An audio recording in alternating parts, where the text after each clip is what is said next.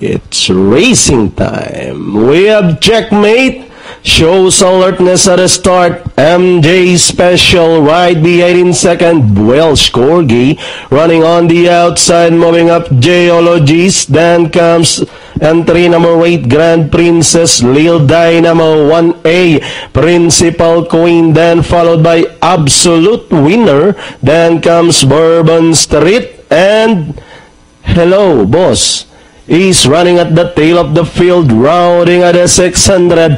Three runners are fighting it out for the lead. Checkmate. Geologist moving up down on the inside. MJ Special is in third. Welsh Corgi running in fourth. Then racing in fifth is Lil Dynamo. Absolute Winner getting closer as they race at the final corner.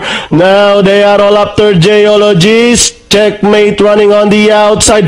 Absolute Winner rushing up on the outside and down the stretch and hitting the finish line. Geologies. Absolute Winner now burning the tracks. Moves up and winning race number 1 over Geologies. Then comes Principal Queen. Hello, Boss. Checkmate. Then comes Bourbon Street. Okay, entry number